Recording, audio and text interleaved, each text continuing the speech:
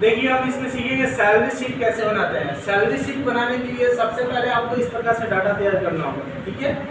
तो डाटा कैसे तैयार कीजिएगा, तो पहले कंपनी का नाम दे दीजिएगा, उसके बाद salary sheet, employ salary sheet भी लिख सकते हैं। उसके बाद इस प्रकार से हेडिंग बना लीजिएगा। हेडिंग क्या क्या होता है सैलरी शीट में, एम्प्लॉय आईडी होता है, एम्प्लॉय का नेम होता है, एम्प्लॉय कौन सा पोस्ट पे है उसका डिसीजन यहाँ पे होता है, उसके बाद बेसिक सैलरी होता है, उसके बाद क्या होता है अटेंडेंस होता है कि कितना दिन एक महीना में अटेंडेंस होता है, कितना दिन एक महीने में उसने काम किया है, कितना छुट्टी मारा है। सैलरी क्या होता है, सैलरी हमने नहीं डाला है तो सैलरी चलिए हम डालेंगे। सैलरी कैसे निकालेंगे, सैलरी आपको निकालना पड़ेगा, सैलरी निकालना पड़ेगा। सैलरी कैसे निकालेंगे, तो यहाँ इक्वल साइन लेंगे। इक्वल साइन देने के बाद आपको बेसिक सैलरी लेना होगा। क्या लेना होगा, बेसिक सैलरी। बेसिक सैलरी लेने के बाद डिवाइड का चिन्ह देना होगा। उसके बाद 30 मल्टीपल देने के बाद आपको अटेंडेंस का सेल लेना होगा और इसके बाद इंटर प्रेस कर देना होगा। तो हमारे पास क्या आ गया, सैलरी आ गया इतना। जो सैलरी आपका मिलेगा कितना मिलेगा, इतना मिलेगा। और इसके बाद हम इसका डेसिमल थोड़ा कम कर लेते हैं, डेसिमल ज़्यादा है, इतना कर लेते हैं, ठीक है। फिर टैब प्रेस करके डीए क्या होता है, डियरनेस अलाउंस, तो डीए हम रख लेते हैं 1500, ठीक है। टैब प्रेस कर देते हैं। एचआरए भी कंपनी देती है, हाउस रेंट अलाउंस। तो ये एचआरए क्या होता है, तो एचआरए में कंपनी हमको देती है मान लो 1000, ठीक है, रहने के लिए। सीए क्या होता है, कन्वेंस अलाउंस होता है। तो सीए जो छुट्टी के पे आपको सैलरी मिलता है वो सीए होता है। छुट्टी का भी पैसा मिलता है वो सीए होता है। जैसे आपको महीना में 1 दिन का 2 दिन का सीए मिलता है, तो आप इसका मान लो मिल रहा है आपको 500। अब टीएफ क्या होता है, ट्रेवलिंग अलाउंस, घूमने के लिए पैसा मिल रहा है ट्रेवलिंग के लिए, और तो इसमें ट्रेवलिंग अमाउंट डालेंगे। कंपनी में होता है क्या, ओवर टाइम ड्यूटी भी होता है। ओवर टाइम कोई इम्प्लॉय काम करता है तो उसका सैलरी क्या होता है, ओवर टाइम।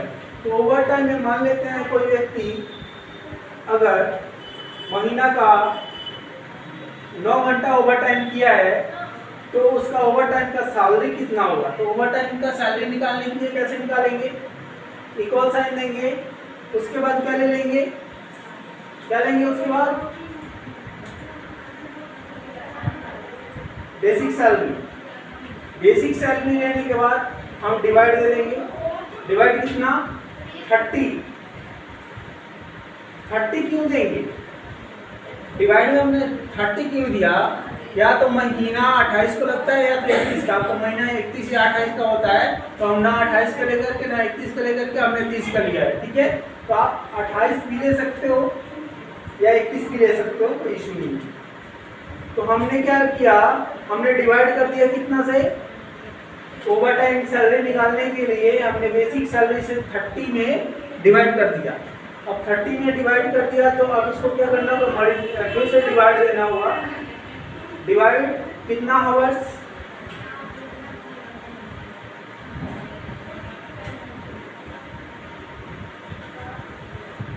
अब यहाँ पे डिवाइड देना होगा। अगर आपका कंपनी में 8 घंटा का ड्यूटी करते हो, आपका कंपनी 8 घंटा का आप जॉब करते हो तो 8 से डिवाइड करोगे। अब अगर आप 12 आवर्स का काम करते हो यानी फुल टाइम करते हो तो 12 यहाँ पे रखोगे। तो हम 8 घंटा का लिखते हैं तो 8 आवर्स यहाँ पे लिख दिया।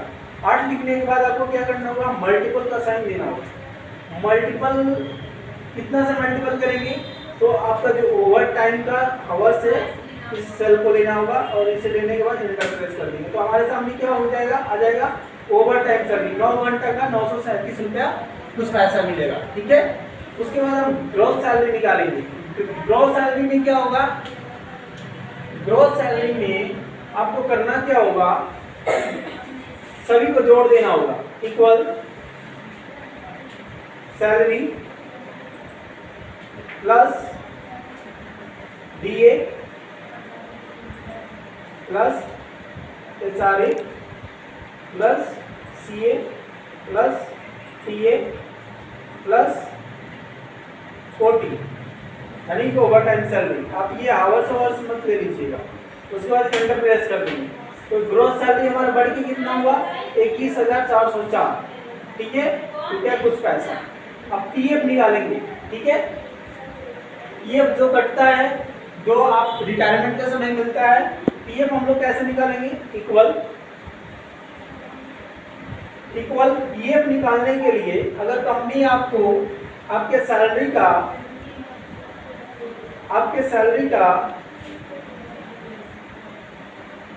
10% देती है तो हम यहाँ पे सैलरी ले लेंगे। जो आपको सैलरी मिलता है, ये नहीं कि आपको बेसिक सैलरी से नहीं मिलता है, आपके काम किए हुए सैलरी से जो बनता है उससे पीएफ कटता है, ठीक है।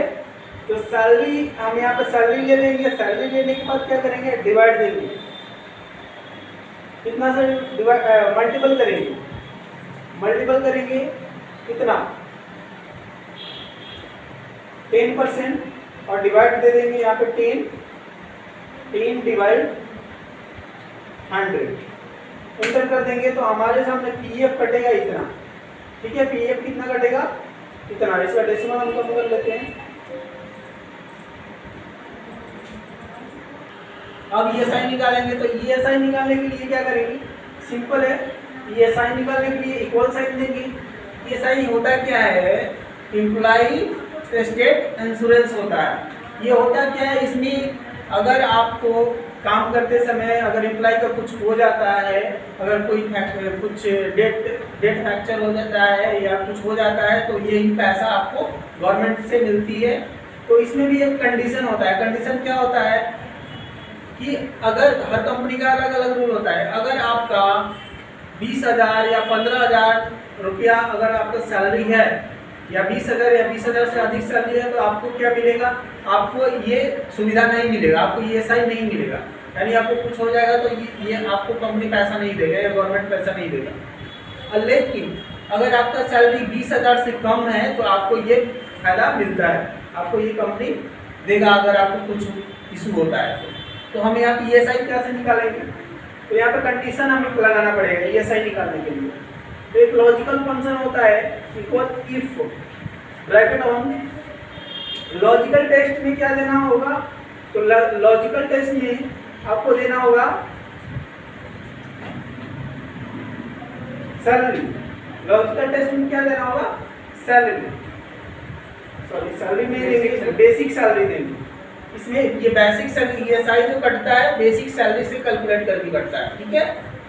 अब क्या करेंगे, बेसिक सैलरी हो गया। अब इसके बाद हम लेस देन देंगे, इक्वल देंगे और यहाँ पे हमने कर दिया 20,000।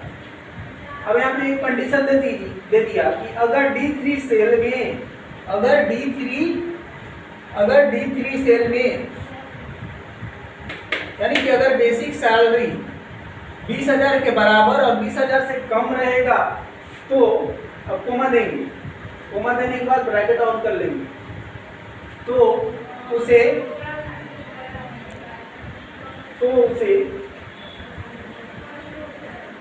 बेसिक सैलरी का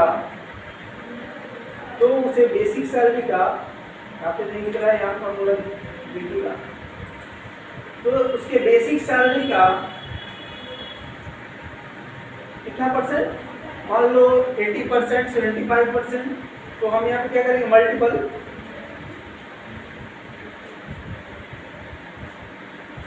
मान लो 85%, ठीक है, 85%। अब इसके बाद क्या करेंगे, ब्रैकेट क्लोज कर देंगे। हमने यहाँ क्या कहा, इस कंडीशन में हमने यहाँ इस फंक्शन में कंडीशन क्या लगाया कि अगर बेसिक सैलरी 20,000 के बराबर और 20,000 से कम रहेगा तो उसे 85% गलत है, 0.85% लगाएंगे। 85% तो पूरा कट जाएगा, 0.85%, 0.85% आपका ईएसआई कटेगा। और उसमें क्या होगा, अगर आपका सैलरी 20,000 से अधिक मिलता है तो उसको कोई ईएसआई नहीं मिलेगा, ठीक है। ये कहा गया कि आपको कोई ईएसआई नहीं मिलेगा। तो आप क्या करेंगे, यहाँ पर 0 दे देंगे और सिंपली आपको कुछ नहीं करना, एंटर प्रेस कर देना, ठीक है। तो यहाँ पर देखो कि 0 आ गया, ठीक है। क्योंकि इसका बेसिक सैलरी कितना है 25,000 है। और जैसे ही बेसिक सैलरी इसका कम करेंगे यानी कि 16,000 या 20,000 करेंगे, चलिए हम कर लेते हैं इसका सैलरी 20,000, ठीक है। तो यहाँ देखो ESI कट गया, कटा है यहाँ पे ESI, ठीक है। अब सैलरी, जो सैलरी है जो आपको नेट सैलरी मिलेगा, यहाँ पे हम लिख देंगे नेट सैलरी, नेट सैलरी। तो जो आपका नेट सैलरी मिलेगा, तो नेट सैलरी अब निकालिएगा, इक्वल साइन दे दीजिएगा और gross salary minus PF minus ESI। अब सिंपल कुछ नहीं करना है, एंटर प्रेस करते हैं, ये आपका नेट सैलरी है, ठीक है। आपको ये सैलरी मिलेगा, क्लियर। तो ऐसे बनेगा किसी भी कंपनी का एम्प्लॉय का सैलरी शीट।